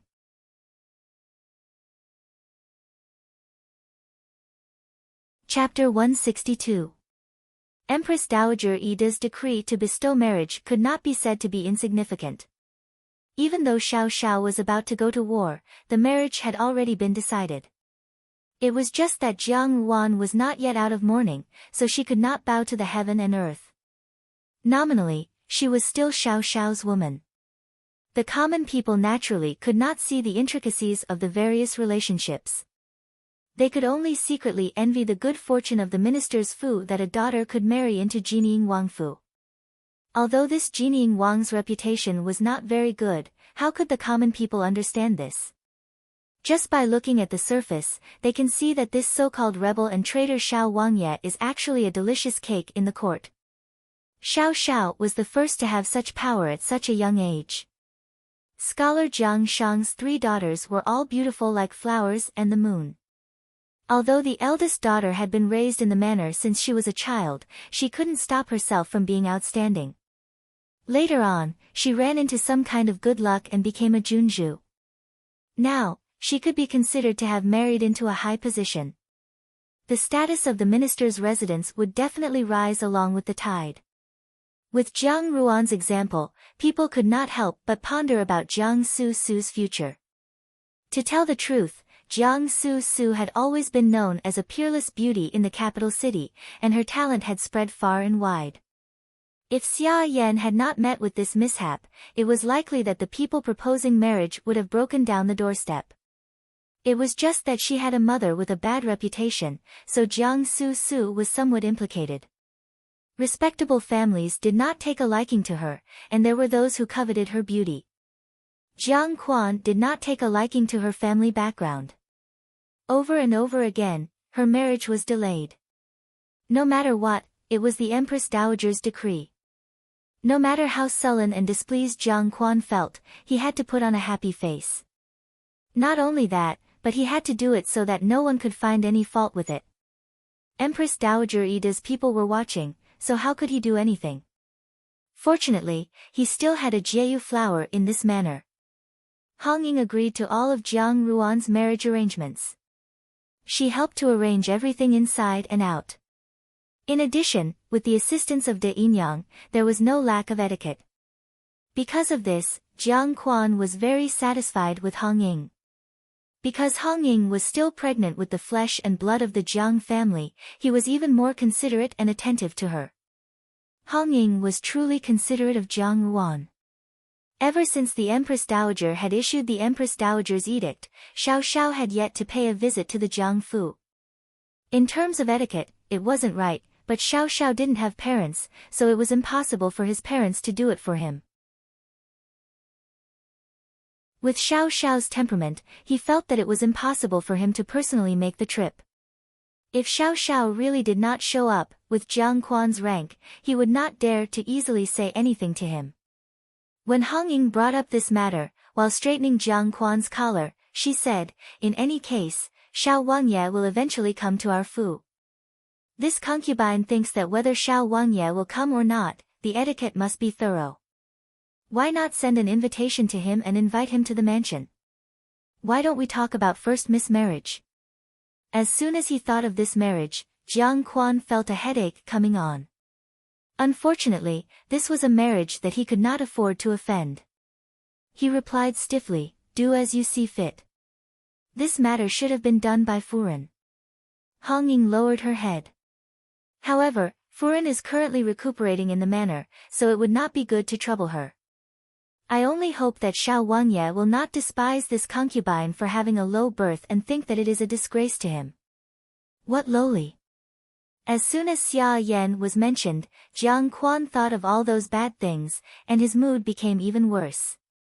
At once, his tone was not very pleasant as he said, "Now, you are the mistress of the fu. He, Xiao Xiao, wants to marry my family's daughter, but Jiang Ruan still occupies the Jiang name, so he must abide by our Jiang family's rules. You can go ahead and send the invitation. It doesn't matter if he doesn't come. After all, word will spread that he is the one who does not know etiquette. Even if this matter were to be reported to the Empress Dowager, he would still be the one in the wrong." "Leoi, don't be angry," Hong Ying gently advised. "Xiao Wangye is not a person who does not know etiquette. This concubine will go and make arrangements. In a few days, if Xiao Wangye is willing to visit, this concubine hopes that I can serve you well. After all, first Miss Marriage cannot be neglected, and the Empress Dowager will also personally oversee it. It's only a trivial matter, no need to worry too much." Jiang Ruan frowned, as if she was very unwilling to hear any news about Jiang Ruan. Turning around, she warned Hong Ying, "If you have the leisure time, why don't you worry more about Susu's marriage? Seeing that Susu is about to be married, you are the one attending all the social engagements in the Fu. Inquire more about the youths of suitable age in the capital, and choose a good marriage for Susu. Yes, Laoi. A smile floated on Hong Ying's face, but in her heart, she secretly mocked that Jiang Quan's efforts would be wasted. Jiang Su was not someone who was easy to deal with. There was no need to think about that talented young man. Jiang Su now wholeheartedly wanted to climb into her brother-in-law's bed. However, now it was convenient for her to act. When the Jiang Fu's invitation was handed over to Xiao Xiao, Steward Lin paid special attention to Xiao Xiao's expression. In the end, Jiang Ruan was also a daughter of the Jiang family. For Jiang Quan to actually take things to this extent was really somewhat despicable. As Lian Xiao combed Jiang Ruan's hair, she said, I heard that for the past few days, Second Miss has been running to Fifth Yingyang's courtyard every day, sitting there for the whole afternoon. I really don't know when the two of them had such a friendship. That Fifth Yinyang is really one to burn the bridge after crossing the river. Now, she actually has a falling out with me. The Empress Dowager's decree has been passed down for so long, yet she has not come to ask about it. Even now, I don't know what to do with the dowry and the marriage. Originally, the matriarch of the household had to take care of these matters first. If Zhao Mei was still alive, she would have long been so busy these days that her chest would stick to her back. Hong Ying, on the other hand, was idle. Up until now, she had not asked about anything. She could not let her daughter, who was about to get married, ask about these matters herself. What wrong did she do? She could have said that she was only a concubine, and that it was not her place to interfere in the marriage of a daughter. Speaking of which, she was not in the wrong. Jiang Wan said indifferently, if anything really happened, the Empress Dowager would not just stand by and watch. She saw this point clearly, so she deliberately did not ask about it. In any case, with Empress Dowager Ida's help, Hong Ying would not be willing to do things that were strenuous and unrewarding. Now that the power of managing the household had fallen into Hong Ying's hands, if Hong Ying really had to fork out money from the public purse for her dowry, Hong Ying would also be unwilling. After tasting the taste of power, how could she easily let it go? Hong Ying was used to the feeling of being high and mighty in the Fu. In the face of a daughter who was of a higher rank than herself, how could she be happy? In short, this Fifth Yinyang is not kind. She doesn't even think about it. If it were not for Mrs. Help, would she be able to live peacefully in the Fu, let alone live such a life today? Does she really think that she is pregnant with? Lian Xiao, Jiang Ruan interrupted her, you have said too much. Lian Xiao was stunned. Knowing that she had said something wrong, she hurriedly said, this servant has said something wrong. Jiang Ruan shook her head, it's nothing, just don't let anyone hear. Go to the palace and pick out a few bolts of cloth. Later, you and Baiji can embroider some pouches. These days, there are many people coming to the palace, so we cannot neglect the rewards. Ever since the Empress Dowager issued the marriage decree, Empress Dowager Ida had sent some things over from time to time, but they were all jewelry and cloth. Presumably, she felt that these things could be used as a girl getting married.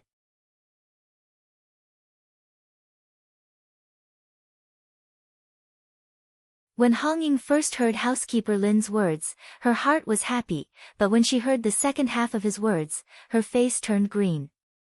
When she opened the betrothal gift list, her face turned from red to white, white to red. It could be said to be extremely wonderful. After a moment, she closed the gift list, took a deep breath, and said with a forced smile, Wang Ye really loves eldest young miss, this gift list can't be said to be not rich. Seeing this concubine is also sincerely happy for eldest young Mississippi. As she said this, her hand used a lot of strength, almost twisting the gift list into pieces. In fact, Hong Ying came from a brothel. What kind of place was a brothel? It was a place to squander money. What kind of wastrel had she not seen? Hong Ying had seen a lot of people spend a lot of money for a beautiful woman, so she was not as short-sighted as second Yin Yang when it came to gold, silver, and jewels. But now, seeing the betrothal gift list sent by Jinying Wang Fu, she couldn't help but suck in a breath of cold air. Rare treasures, rare beasts, houses and shops, gold and silver notes. Countless riches, countless jewels. Just a small betrothal gift list was enough to let people see the tip of the iceberg of riches in Jinying Wang Fu. Even though Hong Ying could be considered experienced and knowledgeable, at this moment, she couldn't help but be dazzled by this riches and honor. In her heart, she was secretly jealous of Jiang Ruan. More importantly, this scalding riches and honor had flown away before she could even get her hands on them. Xiao Xiao's words were very clear. This betrothal gift was to be given to Jiang Ruan, and Empress Dowager Yi was also clear about it. This meant that she wouldn't even have the chance to intervene.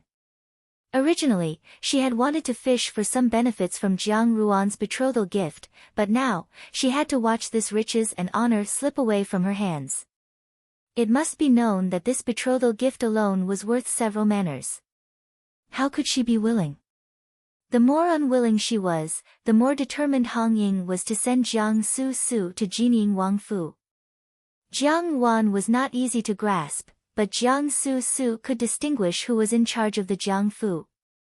If she could control Jiang Su Su, when she entered Jinying Wang Fu, this riches and honor would continuously flow into the minister's Fu. At that time, the days of the minister's Fu would become more and more comfortable. Hong Ying made up her mind, and her smile became a little more fervent. Only housekeeper Lin frowned and looked at the somewhat deformed gift list that Hong Ying was clutching and said, "Yin Yang, be careful. There is only one copy of this gift list besides the Empress Dowager's. If it is damaged, I'm afraid it will be very troublesome." It was this concubine's carelessness. Hong Ying awkwardly smiled apologetically. Housekeeper Lin then said, "I don't know where young madam is."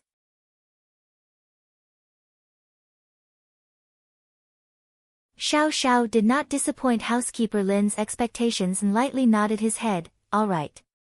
Hong Ying's smile became more sincere. "Lin Lang, quickly lead Wang Yi over." Lin Lang obediently walked over and bowed towards Xiao Xiao. "Wang Yi, please follow this servant." Xiao Xiao followed Lin Lang through the Jiang Fu's courtyard and flower terrace, bypassing a long corridor until they arrived at a tea hall in the garden. This tea hall was located in the middle of the forest, hidden under the trees, and the environment was quiet and secluded. If one was tired from staying here, they could go in to rest, sip some tea, and rest for a while. It was also an excellent place to stay. Thinking about it, it should be an extremely exquisitely renovated place in the Jiangfu. The area it occupied was also quite spacious. From afar, one would think that it was the courtyard of some family's daughter. Lin Lang did not speak along the way and only focused on leading the way. As a result, she ignored Xiao Xiao's gaze. His expression was calm, but he had already sized up the place without batting an eyelid. This was not the first time that Xiao Xiao had entered this Jiangfu. The previous few times he had had the opportunity to come here, he had almost completely figured out the ins and outs of the Jiangfu. Moreover, Jean Eyre and Jean San were keeping an eye on it. He had also seen the map of the Jiangfu presented to him, so he naturally knew that this was a tea hall. This tea hall was usually not used to entertain guests. On the contrary, although the environment was quiet and secluded, it was too far from the courtyards of the various womenfolk. Ever since Xia Yan had left, very few people had come here to drink tea. However, Hong Ying had arranged for him to meet Jiang Ruan in this place.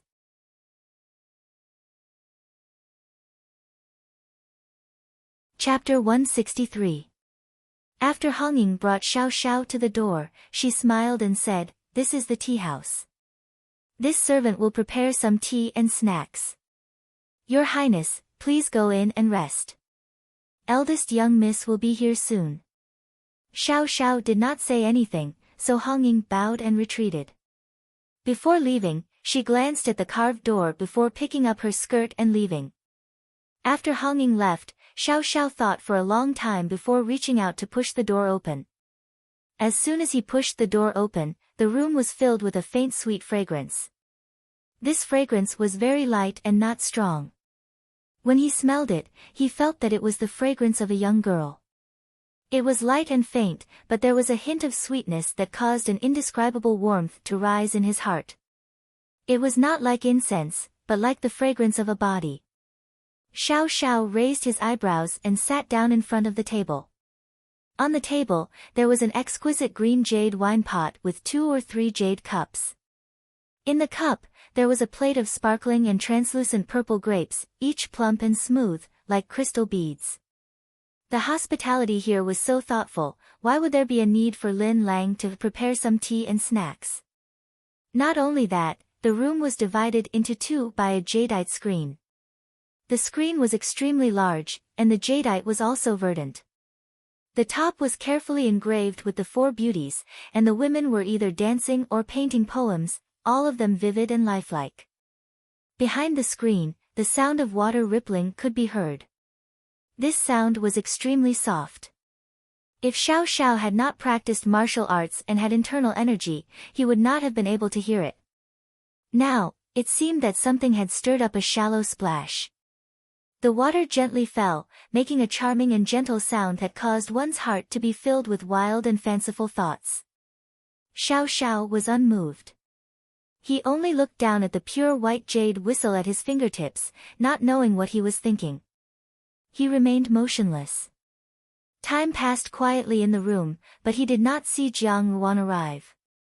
However, at this moment, the splash behind the screen suddenly became bigger, and there was another burst of rustling sounds.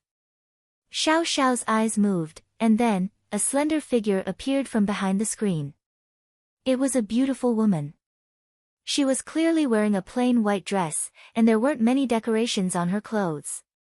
There was only a wide green belt wrapped around the waist of her robe, which made her waist even more slender. Her movements were like a tender willow swaying in the wind, and she was enchanting everywhere. Her every move carried a seductive aura, but people couldn't help but be attracted to her. There were still water droplets on her body from the shower. The sparkling and translucent water droplets streaked across her sharp chin and slowly rolled down to her chest. The water droplets were covered by her robe, making one's heart itch even more.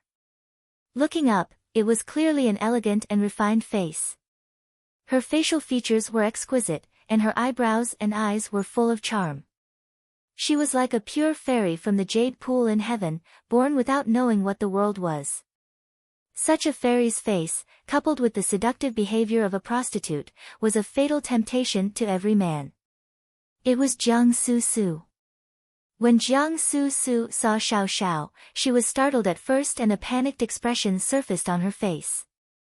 Immediately after, she forced herself to remain calm and said, "Xiao Wangye." Xiao Xiao only swept a glance at her before lowering his eyes. He did not look at her, nor did he speak. Jiang Su Su's body stiffened. Ever since she had started practicing the art of seduction, men's gazes had always fallen on her body. She had never been ignored like this before, and a burst of unwillingness arose in her heart. With a slight smile, she turned and sat on the chair next to Xiao Xiao. With every move she made, a familiar sweet fragrance wafted out, coinciding with the fragrance in the room. Sure enough, it was the smell of her body. Jiang Su Su tilted her head to look at the person on the chair. This youth was dressed entirely in black. Only the faint mist that came out of his sleeves made him seem even more noble. His side profile was elegant and peerless, but not the slightest bit feminine. He had thin lips, starry eyes, and a cold expression. There was a natural elegance that was engraved into one's bones. This was a beautiful but heroic youth. Even if he did not have the halo of Jinying Wangfu on him, his appearance and bearing were enough to move a woman's heart. For example, at this moment, Jiang Su Su was envious of Jiang Ruan's good luck in marrying the youth before her. Just now, Su Su was bathing when someone suddenly came in. When I took a look, I saw that it was Xiao Wangye. Jiang Su's voice carried a faintly discernible hook that tickled one's heart. Since this is the case, why not have a drink with Xiao Wang Ye? A man and a woman alone in a tea house, a little drunk. One person had just finished bathing and was only wearing a loose robe. What's more, this person was a stunning beauty. Her every move was very proactive. Even if all the men in the world were to witness this scene, it would be very difficult for them not to be moved. Xiao Xiao remained silent, the coldness between his brows never lessening. Seeing this, Jiang Su got up and walked to his side. She reached out to personally pour a cup of wine and handed it to Xiao Xiao. She seductively squatted down, almost reaching Xiao Xiao's knees. As she gazed at Xiao Xiao, her pair of limpid eyes were immediately filled with an indescribable charm. It was exactly the same as the faintly discernible sweet fragrance on her body.